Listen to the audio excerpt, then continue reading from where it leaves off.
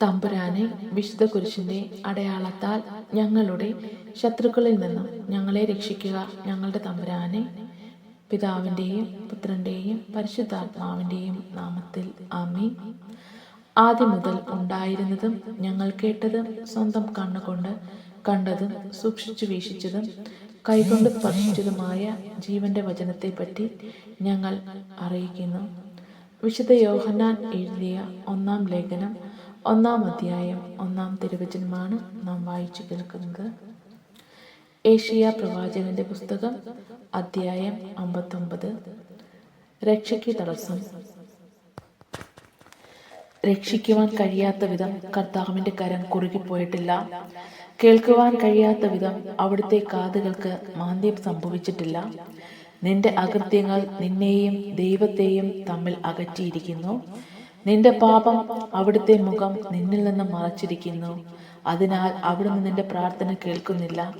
നിന്റെ കരങ്ങൾ രക്തപങ്കിലമാണ്, വിരലുകൾ അകൃത്യങ്ങളാൽ മലിനമായിരിക്കുന്നു. നിന്റെ അധരം വ്യാജം പറയുന്നു, നാവ് ദുഷ്ടത പിറുപിറുക്കുന്നു. ആരും നീതിയോടെ വ്യവഹാരം നടത്തുന്നില്ല. സത്യസന്ധതയോടെ ആരും ന്യായാസനത്തെ സമീപിക്കുന്നില്ല. അവർ പൊള്ളയായ വാദങ്ങളിൽ ആശ്രയിക്കുകയും നുണ പറയുകയും ചെയ്യുന്നു. അവർ തിന്മയെ ഗർഭം ധരിച്ച് അനീതി പ്രസവിക്കുന്നു.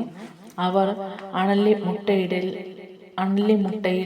മേൽ അടയിരിക്കുകയും ചിലന്തി വല നെയ്യുകയും ചെയ്യുന്നു. അവയുടെ മുട്ട തിന്നുന്നവർ മരിക്കും. മുട്ട പൊട്ടിച്ചാൽ അണലി പുറത്തു വരും. അവർ നെയ്ത വസ്ത്രത്തിന് കൊള്ളുകയില്ല. അവരുണ്ടാക്കിയത് മനുഷ്യർക്ക് പുതയ്ക്കാനാവുകയില്ല. അവർ പ്രവർത്തിക്കുന്നത് അകൃത്യമാണ്. അവരുടെ കരങ്ങൾ അക്രമം പ്രവർത്തിക്കുന്നു. അവരുടെ പാദങ്ങൾ തിന്മയിലേക്ക് കുതിക്കുന്നു. നിരപരാധിയുടെ രക്തം ചൊരിയുന്നതിന് അവർ വെമ്പൽ കൊള്ളുന്നു. അവർ അകൃത്യം നനയ്ക്കുന്നു. ശൂന്യതയും നാശവുമാണ് അവരുടെ പെരുവഴികൾ. സമാധാനത്തിന്റെ മാർഗം അവർക്ക് അജ്ഞാതമാണ്. അവരുടെ വഴികളിൽ നീതി അവശേഷിക്കുന്നില്ല. അവർ തങ്ങളുടെ മാർഗങ്ങൾ വക്രമാക്കി. അതിൽ ചരിക്കുന്നവർക്ക് സമാധാനം ലഭിക്കുകയില്ല. നീതി ഞങ്ങളിൽ നിന്നും വിദൂരത്താണ്. ന്യായം ഞങ്ങൾക്ക് ലഭിക്കുന്നില്ല. ഞങ്ങൾ പ്രകാശം തേടുന്നു, എന്നാൽ എങ്ങും അന്ധകാരം.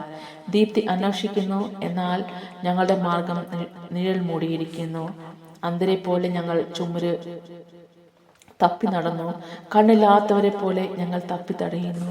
അരണ്ട വെളിച്ചത്തിലെന്ന പോലെ മധ്യാഹ്നത്തിൽ ഞങ്ങൾക്ക് കാലിടറുന്നു. ഊർജ്ജസ്വലരുടെ ഇടയിൽ ഞങ്ങൾ മൃതപ്രായരാണ്. ഞങ്ങൾ കരടികളെ പോലെ മുരളുകയും പ്രാവുകളെ പോലെ കുറുകിക്കൊണ്ടിരിക്കുകയും ചെയ്യുന്നു. ഞങ്ങൾ നീതിക്ക് വേണ്ടി കാത്തിരിക്കുന്നു, എന്നാൽ ലഭിക്കുന്നില്ല. രക്ഷ പ്രതീക്ഷിച്ചിരിക്കുന്നു, അത് വിദൂരത്താണ്. ഞങ്ങളുടെ അതിക്രമങ്ങൾ ഞങ്ങളുടെ മുൻപിൽ വർദ്ധിച്ചിരിക്കുന്നു. ഞങ്ങളുടെ പാപങ്ങൾ ഞങ്ങൾക്കെതിരെ സാക്ഷ്യം നൽകുന്നു. ഞങ്ങളുടെ അതിക്രമങ്ങൾ ഞങ്ങളോടൊപ്പമുണ്ട്. ഞങ്ങളുടെ അകൃത്യങ്ങൾ ഞങ്ങൾ അറിയുന്നു. ഞങ്ങൾ തിന്മ പ്രവർത്തിക്കുന്നു, കർത്താവിനെ നിഷേധിക്കുന്നു, ദൈവത്തിൽ നിന്നും പിന്തിരിയുന്നു. മർദ്ദനവും കലഹവും പ്രസംഗിക്കുകയും വഞ്ചന നിരൂപിക്കുകയും പറയുകയും ചെയ്യുന്നു. നീതി പുറന്തള്ളപ്പെടുന്നു, ന്യായം വിദൂരത്ത് നിൽക്കുന്നു. സത്യം പൊതുസ്ഥലങ്ങളിൽ വീണടിയുന്നു. സത്യസന്ധതയ്ക്ക് അവിടെ പ്രവേശനമില്ല. സത്യം ഇല്ലാതിരിക്കുന്നു. തിന്മയെ വിട്ടകലുന്നവർ വേട്ടയാടപ്പെടുന്നു. അവിടെ നീതിയില്ലെന്ന് കർത്താവ് കണ്ടു. അത് അവിടുത്തെ അസന്തുഷ്ടനാക്കി. അവിടെ ആരുമില്ലെന്ന് അവിടുന്ന് കണ്ടു. ഇടപെടാൻ ആരുമില്ലാത്തതിനാൽ അവിടുന്ന് ആശ്ചര്യപ്പെട്ടു. സ്വന്തം കരം തന്നെ അവിടുന്ന് അവിടത്തേക്ക് വിജയം നൽകി. സ്വന്തം നീതിയിൽ അവിടുന്ന് ആശ്രയിച്ചു. അവിടുന്ന് നീതിയെ ഉരസ്ത്രണമാക്കി. രക്ഷയുടെ പടത്തൊപ്പി ശിരസിൽ വച്ചു. അവിടുന്ന് പ്രതികാരത്തിന്റെ വസ്ത്രം ധരിച്ചു. ക്രോധമാർന്ന മേലങ്കി അണിഞ്ഞു. പ്രവൃത്തികൾക്കനുസൃതമായി കർത്താവ് അവർക്ക് പ്രതിഫലം നൽകും. എതിരാളികൾക്ക് ക്രോധവും ശത്രുക്കൾക്ക് പ്രതികാരവും ലഭിച്ചു. തീരദേശങ്ങളോട് അവിടുന്ന് പ്രതികാരം ചെയ്യും. പടിഞ്ഞാറുള്ളവർ കർത്താവിന്റെ നാമത്തെയും കിഴക്കുള്ളവർ അവിടുത്തെ മഹത്വത്തെയും ഭയപ്പെടുകയും കർത്താവിന്റെ കാറ്റിൽ തള്ളി അലച്ചു വരുന്ന പ്രഹരം പോലെ അവിടുന്ന് വരും. കർത്താവ് അരുൾ ചെയ്തു, സിയോനിലേക്ക് തിന്മകളിൽ നിന്നും പിന്തിരിഞ്ഞ് യാക്കോബിന്റെ സന്തതികളുടെ അടുക്കലേക്ക് കർത്താവായ രക്ഷകൻ വരും. കർത്താവ് അരുൾ ചെയ്യുന്നു, ഞാൻ അവരുമായി ചേർന്ന ഉടമ്പടി ഇതാണ്.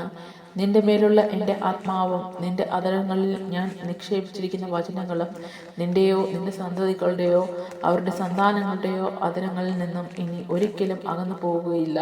കർത്താവാണ് ഇത് അരുൾ ചെയ്യുന്നത്. ഏശയ്യാ പ്രവാചകന്റെ പുസ്തകം അധ്യായം 60. ജെറുസലേമിന്റെ ഭാവി മഹത്വം. ഉണർന്ന് പ്രശോഭിക്കുക, നിന്റെ പ്രകാശം വന്നു ചേർന്നിരിക്കുന്നു. കർത്താവിന്റെ മഹത്വം നിന്റെ മേൽ ഉദരിച്ചിരിക്കുന്നു. അന്ധകാരം ഭൂമിയും കൂരിരുൾ ജനതകളിലും മൂടും. എന്നാൽ കർത്താവ് നിന്റെ മേൽ ഉദരിക്കുകയും അവിടുത്തെ മഹത്വം നിന്നിൽ ദിവ്യമാവുകയും ചെയ്യുന്നു. ജനതകൾ ഇനി പ്രകാശത്തിലേക്കും രാജാക്കന്മാർ നിന്റെ ഉദയശോഭയിലേക്കും വരും. കണ്ണുകളുയർത്തി ചുറ്റും കാണുക, അവർ ഒരുമിച്ച് കൂടി നിന്റെ അടുത്തിലേക്ക് വരുന്നു. നിന്റെ പുത്രന്മാർ ദൂരെ നിന്ന് വരും, പുത്രന്മാർ കരങ്ങളിൽ സംഭവിക്കപ്പെടും. ഇതെല്ലാം ദർശിച്ച് നീ തേജസ്വിനിയാകും. സമുദ്രത്തിലെ സമ്പത്ത് നിന്റെ അടുക്കൽ കൊണ്ടുവരികയും ജനതകളുടെ ധനം നിനക്ക് ലഭിക്കുകയും ചെയ്യുമ്പോൾ നിന്റെ ഹൃദയം ആനന്ദപുളകിതമാകും. ഒട്ടകങ്ങളും ഒരു പറ്റം മിദ്യാനിലെയും എഫായിലെയും ഒട്ടകക്കൂറ്റന്മാരുടെ കൂട്ടം നിന്നെ മറയ്ക്കും. ഷെബായിൽ നിന്നുള്ളവരും വരും, അവർ സ്വർണവും സുഗന്ധദ്രവ്യവും കൊണ്ടുവന്നു തരും. കർത്താവിന്റെ കീർത്തനം ആലപിക്കുകയും ചെയ്യും. കെദാറിലെ ആട്ടിൻപറ്റങ്ങളെ നിന്റെ അടുക്കൽ കൊണ്ടുവരും. നെബായോത്തിലെ മുട്ടാടുകളെയും നിനക്ക് ലഭിക്കും. സ്വകാര്യമാം വിധം അവ എൻ്റെ ബലിപീഠത്തിൽ വരും. എൻ്റെ ശ്രേഷ്ഠമായ ആലയത്തെ ഞാൻ മഹത്വപ്പെടുത്തും. മേഘത്തെ പോലെയും കിളിവാതിലിലേക്ക് വരുന്ന പ്രാവുകളെ പോലെയും പറക്കുന്ന ഇവർ ആരാണ്? തീരദേശങ്ങൾ എന്നെ കാത്തിരിക്കും. ദൈവമായ കർത്താവിന്റെ നാമം ഇസ്രായേലിന്റെ പരിശുദ്ധനു വേണ്ടി വിദൂരത്തു നിന്നും നിന്റെ പുത്രന്മാരെ അവർ സ്വർണവും വെള്ളിയും സഹിതം കൊണ്ടുവരുന്നതിന് താർശീശിലെ കപ്പലുകൾ മുൻപന്തിയിലുണ്ട്. അവിടുന്ന് നിന്നെ മഹത്വപ്പെടുത്തിയിരിക്കുന്നു. വിദേശികൾ നിന്റെ മതിലുകൾ പണിതുയർത്തും. അവരുടെ രാജാക്കന്മാർ നിന്നെ സേവിക്കും. എൻ്റെ കോപത്താൽ ഞാൻ നിന്നെ പ്രഹരിച്ചു, എന്നാൽ എൻ്റെ കരുണയാൽ ഞാൻ നിന്നോട് കൃപ ചെയ്തു. ജനതകളുടെ സമ്പത്ത് ഞാൻ അവരുടെ രാജാക്കന്മാരുടെ അകമ്പടിയോടുകൂടി നിന്റെ അടുത്തൽ എത്തിക്കേണ്ടതിന് നിന്റെ കവാടങ്ങൾ രാപ്പകൽ തുറന്നു കിടക്കട്ടെ, ഒരിക്കലും അടയ്ക്കരുത്. നിന്നെ സേവിക്കാത്ത ജനതയും രാജ്യവും നശിക്കും. ആ ജനതക നിർമ്മാർജ്ജനം ചെയ്യപ്പെടും. എൻ്റെ വിശുദ്ധ സ്ഥലം അലങ്കരിക്കുവാൻ ലെബനോന്റെ മഹത്വമായ സരളവൃക്ഷവും പുണ്യ ദേവദാരുവും നിന്റെ അടുക്കൽ എത്തും. എൻ്റെ പാദപീഠം ഞാൻ മഹത്വപൂർണ്ണമാക്കും. നിന്നെ പീഡിപ്പിച്ചവരുടെയും പുത്രന്മാർ നിന്റെ അടുക്കൽ വന്ന് താണു വണങ്ങും. നിന്നെ നിന്ദിച്ചവർ നിന്റെ പാദത്തിൽ പ്രണമിക്കും. കർത്താവിന്റെ നഗരം, ഇസ്രായേലിനെ പരിശുദ്ധനാക്കിയവന്റെ സിയോൻ എന്നും അവർ നിന്നെ വിളിക്കും. ആരും കടന്നു പോകാത്ത വിധം പരിത്യക്ക് വെറുക്കപ്പെട്ടവളുമായിരുന്നു ഞാൻ നിന്നെ എന്നേക്കും പ്രൗഢിയുള്ളവളും തലമുറയ്ക്ക് ആനന്ദവുമാക്കും. നീ ജനതകളുടെ പാല് കുടിക്കും, രാജാക്കന്മാരുടെ ഐശ്വര്യം നുകരും. കർത്താവായ ഞാനാണ് നിന്റെ രക്ഷകനെന്ന്, യാക്കോബിന്റെ ശക്തനായനാണ് നിന്റെ വിമോചകനെന്ന് നീ അറിയും. ഓടിന് പകരം സ്വർണവും ഇരുമ്പിന് പകരം വെള്ളിയും തകിടിന് പകരം ഓടും കല്ലിന് പകരം ഇരുമ്പും ഞാൻ കൊണ്ടുവരും. സമാധാനത്തെ നിന്റെ മേൽനോട്ടക്കാരനും നീതിയെ നിന്റെ അധിപതികളും ആക്കും. നിന്റെ ദേശത്ത് ഇനി അതിക്രമത്തെ പറ്റി കേൾക്കുകയില്ല. ശൂന്യതയും നാശവും നിന്റെ അതിർത്തിക്ക് ഉള്ളിൽ ഉണ്ടാവുകയില്ല. നിന്റെ മതിലുകളെ രക്ഷയ്ക്കും കവാടങ്ങൾ സ്തുതി എന്നവണ്ണം നീ വിളിക്കും. പകൽ സൂര്യനായിരിക്കുകയില്ല. ഇനി നിനക്ക് പ്രകാശം തരിക, നിനക്ക് പ്രകാശം നൽകാൻ രാത്രിയിൽ ചന്ദ്രനായിരിക്കുകയില്ല. പ്രശോഭിക്കുന്നത് കർത്താവായിരിക്കും നിന്റെ നിത്യമായ പ്രകാശം. നിന്റെ ദൈവമായിരിക്കും നിന്റെ മഹത്വം. നിന്റെ സൂര്യന് അസ്തമിക്കുകയില്ല, നിന്റെ ചന്ദ്രൻ മറയുകയുമില്ല. കർത്താവ് നിന്നെ നിത്യപ്രകാശമായിരിക്കും. നിന്റെ വിലാപദിനങ്ങൾ അവസാനിക്കും. നിന്റെ ജനം നീതിമാന്മാർക്കും ഞാൻ മഹത്വത്തിനും ഞാൻ നട്ട മുളയും എൻ്റെ കരവേലയുമായ ദേശത്തേക്ക് എന്നേക്കുമായി അവർ കൈവശപ്പെടുത്തും. ഏറ്റവും നിസ്സാരമായവൻ ഒരു വംശം, ഏറ്റവും ചെറിയവൻ ശക്തിയുള്ള ജനതയും. ഞാനാണ് കർത്താവ്, യഥാകാലം ഞാൻ ഇത് ത്വരിതമാക്കും. ഏഷ്യ പ്രവാചകന്റെ പുസ്തകം അധ്യായം 61. വിമോചകന്റെ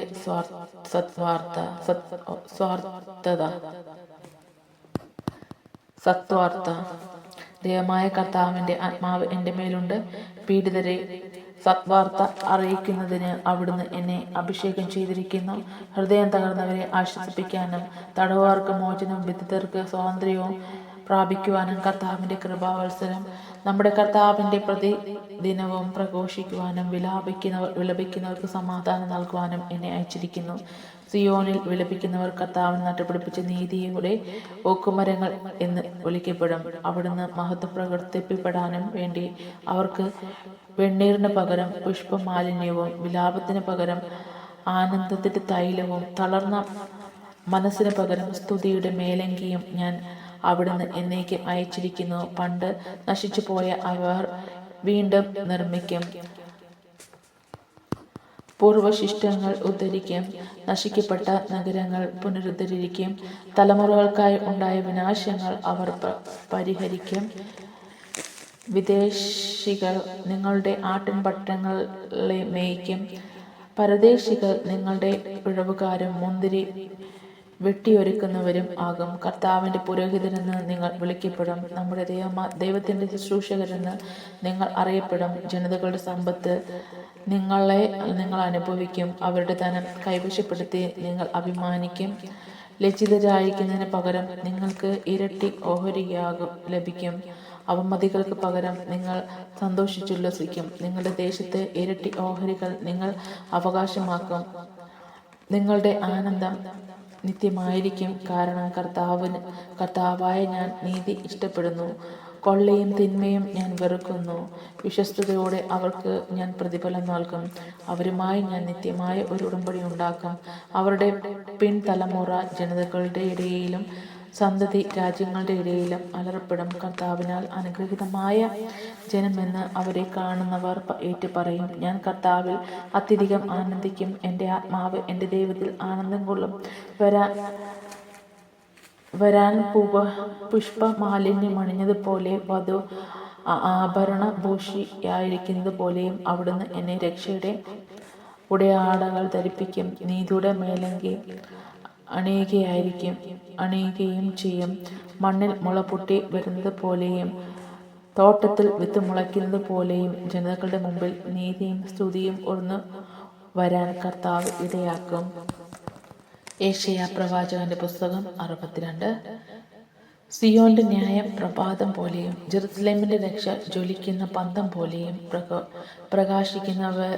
പ്രകാശിക്കുന്നതുവരെ അവളെ പ്രതി ഞാൻ നിഷ്ക്രിയനോ നിശബ്ദനോ ആയിരിക്കുകയില്ല. ജനതകൾ നിന്റെ നീതീകരണവും രാജാക്കന്മാർ നിന്റെ മഹത്വവും ദർശിക്കും. കർത്താവ് വിളിക്കുന്ന ഒരു പുതിയ പേരിൽ നീ അറിയപ്പെടും. കർത്താവിന്റെ കയ്യിൽ നീ മനോഹരമായ ഒരു കിരീടമായിരിക്കും. നിന്റെ ദൈവത്തിന്റെ കരങ്ങൾ ഒരു രാജകീയ മൗഢവും. പരിത്യക്തയെന്ന് നീയോ വിജനം എന്ന് നിന്റെ ദേശമോ ഇനിമേൽ പറയപ്പെടുകയില്ല. എൻ്റെ സന്തോഷവും എന്ന് നീയും വിവാഹിതയെന്നും നിന്റെ ദേശവും വിളിക്കപ്പെടും. എന്തെന്നാൽ കർത്താവ് നിന്നിൽ ആനന്ദം കൊള്ളുന്നു. നിന്റെ ദേശം വിവാഹിതയും യുവാവ് കന്യകയും എന്ന പോലെ നിന്റെ പുനരുദ്ധരകൻ നിന്നെ വിവാഹം ചെയ്യുന്നു. മണവാളൻ മണവാട്ടി എന്ന പോലെ നിന്റെ ദൈവം നിന്നിൽ സന്തോഷിക്കും. ജെറുസലേമേ, നിന്റെ മതിലുകൾ ഞാൻ കാവൽക്കാരെ നിർത്തിയിരിക്കുന്നു. അവർ ഒരിക്കലും രാത്രിയോ പകലോ നിശബ്ദരായിരിക്കുകയില്ല. അവളുടെ ഓർമ്മ കർത്താവിൽ ഉണർത്തുന്നതുവരെ നിങ്ങൾ വിശ്രമിക്കരുത്.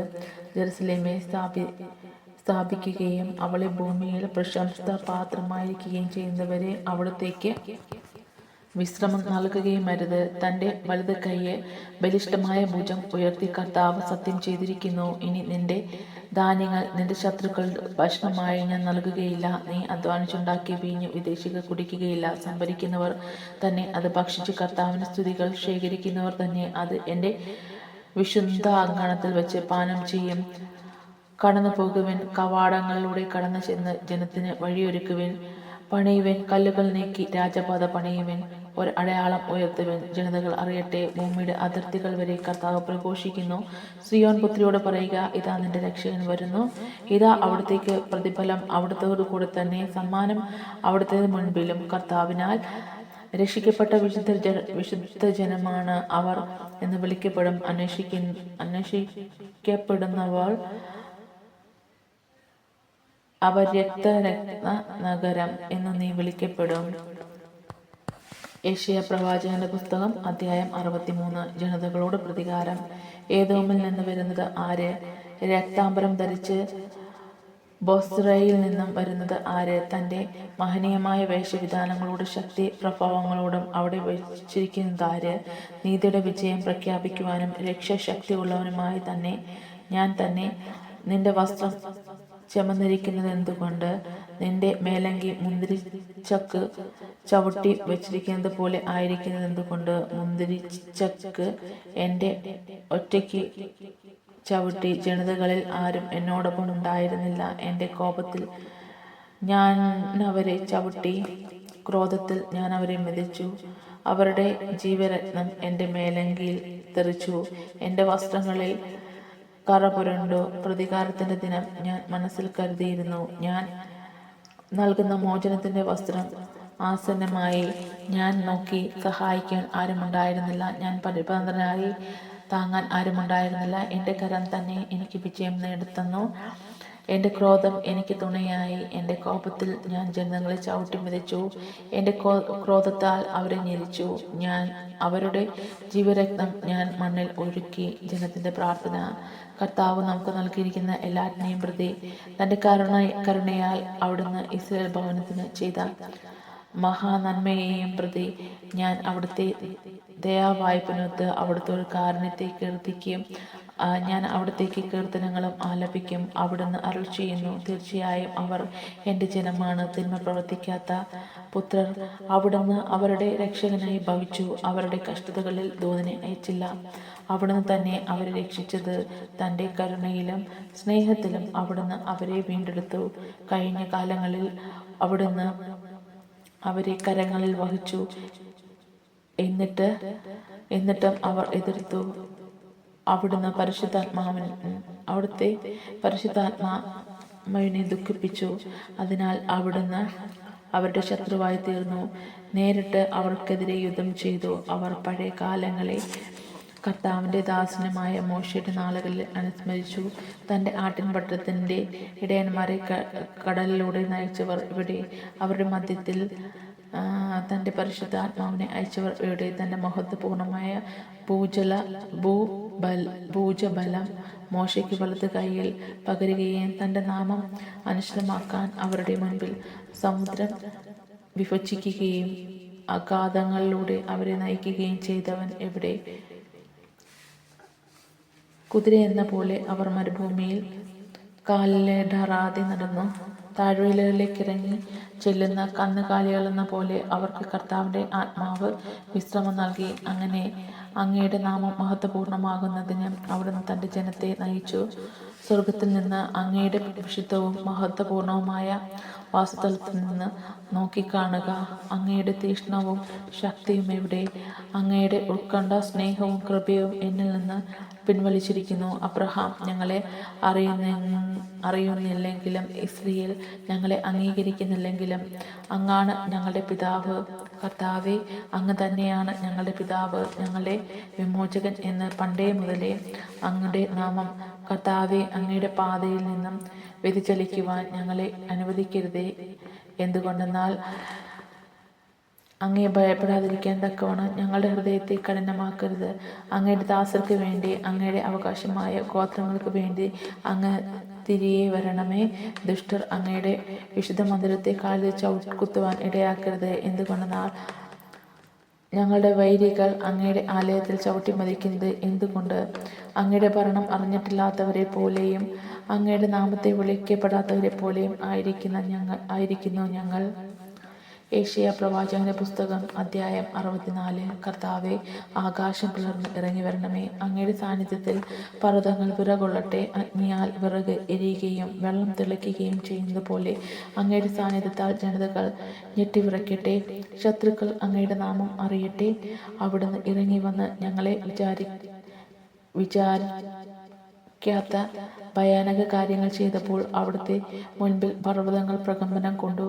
തന്നെ കാത്തിരിക്കുന്നവർക്ക് വേണ്ടി അധ്വാനിക്കുന്ന അവിടുത്തെ അല്ലാതെ ആരും മറ്റൊരു ദൈവത്തെപ്പറ്റി കേൾക്കുകയോ മറ്റൊരു ദൈവത്തെ കാണുകയോ ചെയ്തിട്ടില്ല. അങ്ങയുടെ പാതയിൽ അങ്ങയെ സ്മരിച്ചുകൊണ്ട് സന്തോഷത്തോടെ നീതി പ്രവർത്തിക്കുന്നത് പോലെ പ്രവർത്തിച്ചവരെ അങ്ങ് സ്വീകരിച്ചു. അങ്ങ് കോപിച്ചു, കാരണം ഞങ്ങൾ പാപം ചെയ്തു. വളരെ കാലം ഞങ്ങൾ തിന്മയിൽ വ്യാപരിച്ചു. ഞങ്ങൾക്ക് രക്ഷ കിട്ടുമോ? ഞങ്ങൾ അശുദ്ധരെ പോലെയും ഞങ്ങളുടെ സത്പ്രവർത്തികൾ മലിനവസ്ത്രം പോലെയും ആണ്. ഇല പോലെ ഞങ്ങൾ കൊഴിയുന്നു. കാറ്റെന്ന പോലെ ഞങ്ങളുടെ അകൃത്യങ്ങൾ ഞങ്ങളെ പറപ്പിച്ചു കളയുന്നു. അങ്ങയുടെ നാമം വിളിച്ചപേക്ഷിക്കുകയും അങ്ങയെ മുറുകെ പിടിക്കാൻ ഉത്സാഹിക്കുകയും ചെയ്യുന്നവർ ആരുമില്ല. അങ്ങ് ഞങ്ങളിൽ നിന്നും മുഖം മറച്ചിരിക്കുന്നു. ഞങ്ങളുടെ അകൃത്യങ്ങളും പിടിയിലേക്ക് അങ്ങ് ഞങ്ങളെ വിട്ടുകളഞ്ഞിരിക്കുന്നു. എന്നാലും ഞങ്ങളുടെ കർത്താവേ, അങ്ങ് ഞങ്ങളുടെ പിതാവാണ്. ഞങ്ങളുടെ കളിമണ്ണും അങ്ങ് കുശവനുമാണ്. ഞങ്ങൾ അങ്ങയുടെ കരവേലയാണ്. കർത്താവേ, അങ്ങ് അത്യധികം കോപിക്കരുതേ. ഞങ്ങളുടെ തിന്മകൾ എന്നേക്കും ഓർമ്മിക്കരുതേ. ഞങ്ങൾ അങ്ങയുടെ ജനമെന്ന് സ്മരിക്കണമേ. ഞങ്ങളുടെ വിശുദ്ധ നഗരങ്ങൾ വിജനമായിരിക്കുന്നു. സിയോൻ മരുഭൂമിയും ജെറുസലേം ശൂന്യമായിരിക്കുന്നു. ഞങ്ങളുടെ പിതാക്കന്മാർ അങ്ങേ സ്തുതിച്ചിരുന്ന ഞങ്ങളുടെ വിശുദ്ധവും മനോഹരമായ ആലയങ്ങൾ അഗ്നിക്കിരയായിരിക്കുന്നു. ഞങ്ങളുടെ രമ്യസ്ഥലങ്ങൾ നാശകൊമ്പാടമായിരിക്കുന്നു. കർത്താവെ, ഇവയെല്ലാം കണ്ടിട്ട് അങ്ങ് അടങ്ങിയിരിക്കുമോ? നിശബ്ദത പാലിച്ചുകൊണ്ട് അങ്ങ് ഇനിയും ഞങ്ങളെ അതിദാരുണമായി പീഡിപ്പിക്കുമോ? ഏഷ്യ പ്രവാചകന്റെ പുസ്തകം അധ്യായം 65. ധിക്കാരികൾക്ക് ശിക്ഷ. എന്നോട് ആരായാത്തവർക്ക് ഉത്തരം നൽകുവാനും എന്നെ തേടാത്തവർക്ക് ദർശനം മരുളാനും ഞാൻ തയ്യാറായിരിക്കുന്നു.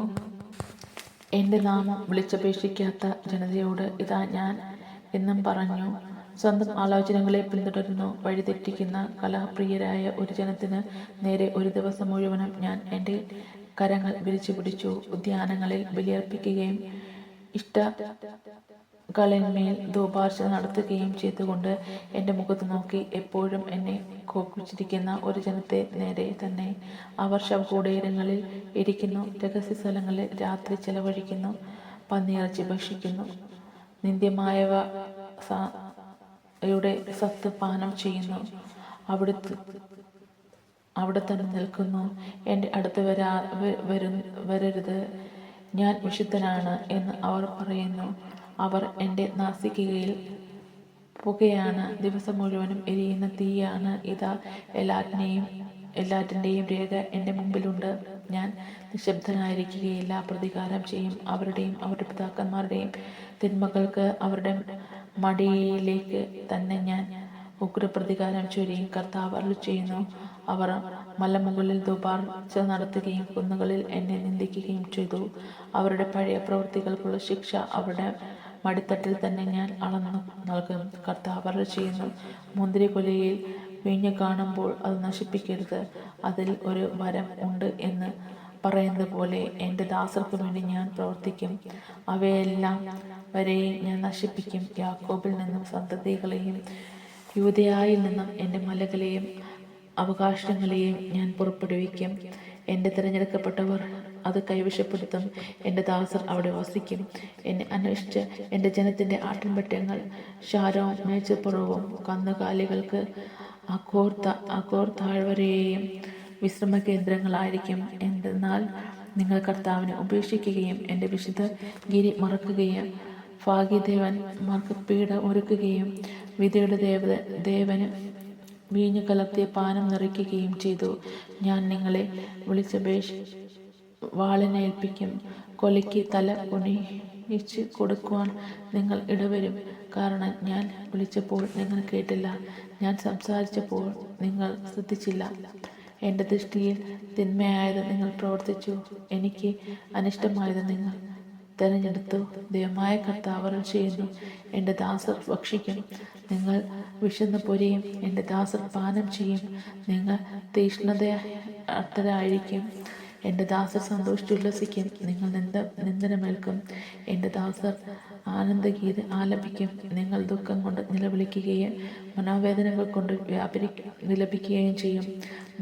ഞാൻ തിരഞ്ഞെടുത്തവർക്ക് നിങ്ങളുടെ നാമം ശാപം ഉപയോഗിക്കും. നിങ്ങളുടെ ദൈവമായ കർത്താവ് നിങ്ങളെ വിധിക്കുകയും തൻ്റെ ദാസർക്ക് അവിടുന്ന് മറ്റൊരു പേര് നൽകുകയും ഭൂമിയിൽ അനുഗ്രഹം യാചിക്കുന്നവർക്ക് വിശ്വസ്തയോടെ ദൈവത്തിൻ്റെ നാമം അനുഗ്രഹിക്കപ്പെടാൻ ആഗ്രഹിക്കുകയും ശാപം ചെയ്യുന്നവന് വിശ്വാസനായ ദൈവത്തിൻ്റെ നാമത്തിൽ അത് ചെയ്യും.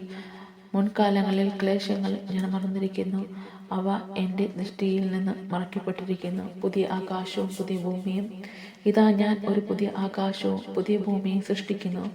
പൂർവ കാര്യങ്ങളിൽ അനുസ്മരിക്കുകയോ അവ മനസ്സിൽ വരികയോ ഇല്ല. ഞാൻ സൃഷ്ടിക്കുന്നവയിൽ നിങ്ങൾ നിത്യം സന്തോഷിക്കുകയും ആനന്ദിക്കുകയും ചെയ്യുവേൻ.